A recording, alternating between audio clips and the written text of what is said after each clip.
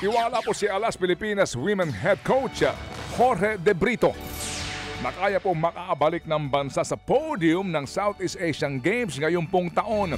Giit ni De Brito sa One Sports, walang iba kundi ginto ang target natin.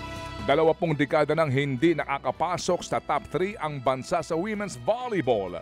1993 pa ho naman huling nakaginto ang Pilipinas.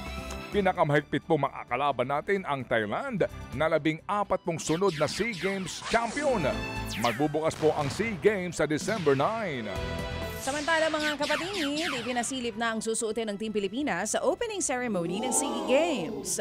Gawa po ng Pinoy designer na si Avel Bacudio ang Modern Barong Collection na tinatawag po na Laro ng Lahi. Uy, ang ganda. Sa mga litratong ibinahagi po ni Avel Bacudio, kita ang mga kulay ng bandila ng Pilipinas. In fairness, ang ganda. Avel, congratulations dito. Ito pa, pati yung maliliit na tahi ng tradisyonal na larong Pinoy gaya ng piko at tumbang preso.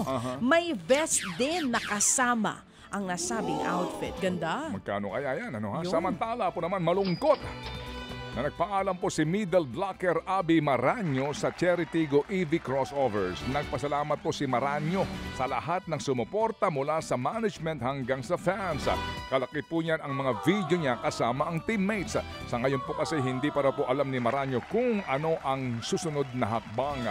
Nagtungo po sa crossover si Chang Abby matapos pong ma-disband ang kanyang dating koponan na F2 Logistics noong pong 2023. Noong isang araw po ay inanunsyo ng Cherry Tigo Crossovers na sila po'y exit na sa Pro Volleyball matapos ang higit na isang dekada. Samantala na ipuwersa naman ng De La Salle Green Archers ang kanilang season matapos talunin ng top seed na NU Bulldogs sa UAAP Season 88 Men's Basketball Final 4. Final score mga kapatid, 87-77. Maagang nakalamang ang Lasal, bagay na naalagaan nila hanggang sa final buzzer. Naglaro po sa unang pagkakataon si guard Kian Baclaan matapos magtamo ng MCL injury noong namang Oktubre. Top scorer si Jacob Cortez matapos ang 13 puntos. Maghaharap po sa do or die game ang Lasal at NU sa Sabado para makaabante sa finals. Samantala pa rin, nagbabalik po naman sa finals ang defending champions na UP Fighting Maroons matapos pong malusutan ang UST Growling Tigers. Pinasok ni Terence Fortea ang panlamang na 3 sa huling 48 segundo. Hindi naka-score sa dalawang subok ang Tigers. Sa kabila po niyan, kaya naitakbo ng Maroons ang 82-81 na panalo. Gumawa ng 22 puntos si Harold Alarcon para pangunahan po ang UP. Ito ang ikalamang sunod na beses na nakapasok sa finals ang koponan.